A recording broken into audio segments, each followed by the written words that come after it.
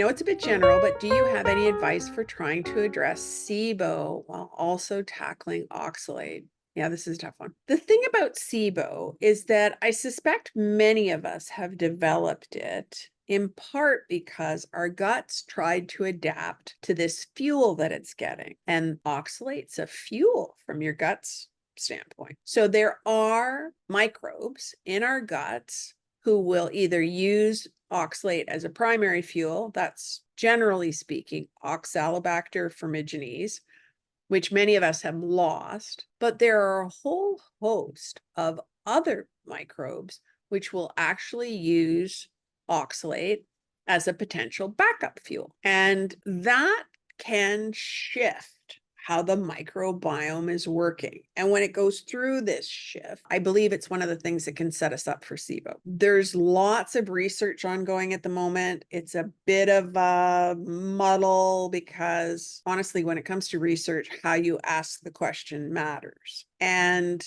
we don't really know enough about how oxalate is affecting the gut. So I do see this swing sometimes in the microbes that people have in their gut towards ones which can use oxalate as a backup fuel. Interestingly enough, many people will be concerned because their E. coli is too high. E. coli can use oxalate as a fuel. So we've got some things where the gut may be actually trying to help, in a sense, because it's responding to this fuel and it's trying to make use of it. But if you get overgrowth of some of these big guys who can be dangerous, that of course concerns us. And if you've got a gut that's inflamed, it's possible as well that that's part of what allows the small intestine to get infiltrated by microbes that should not be there, because that inflammation gives them, if you will, a media in which to grow. So there's a lot of things which are kind of spinning around here and which make it more complex. I did just see, and now I'm going to have to go find this because I hate when I don't have the reference right here, but I did just see research which was looking at something. It's either an herbal extract or some kind of a nutrient which was helping with SIBO. I've sent that link to myself, so I have to go through the stuff that I've got that I accumulated while I was away on my trip and dig it up, because if there's a way for us to be able to handle SIBO but not affect your level of oxalate, that would be something of interest to me. Because the problem with many of the tools that we use for SIBO is that they are killers, which create stress in the gut, which can set you up for actually producing more oxalate. And that's not where we want to go. And let me also be clear again, we all produce some oxalate. That's a given. That's natural for every human being walking the face of the planet. So there can be a lot of concern about endogenous oxalate production. And I just want to say we all produce some. The issue is when we start to produce too much. And the more stress that our body's under, the more likely we start to produce too much. So what we want to do is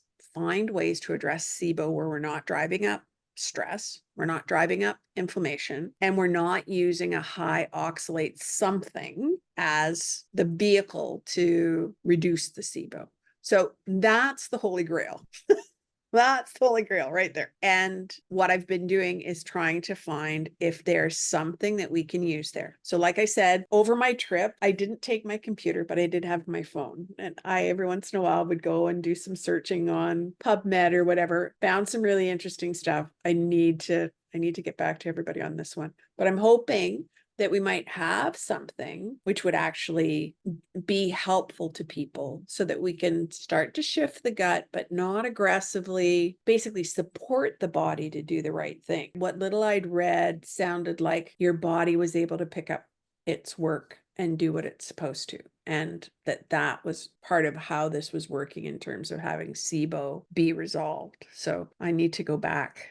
And yes, we're hoping. I have my fingers crossed on this one because so many of us have had to deal with that. Now, one last thing I'd like to say about SIBO, though. I had all the signs of it, and going low oxalate was sufficient for me to have that resolve itself. That won't be true for everybody, but I think we have to keep in mind that we are already taking some steps with SIBO as we're reducing oxalate. It can make a fairly helpful change. And then the more we do to support our gut as a part of our immune system, that can help too.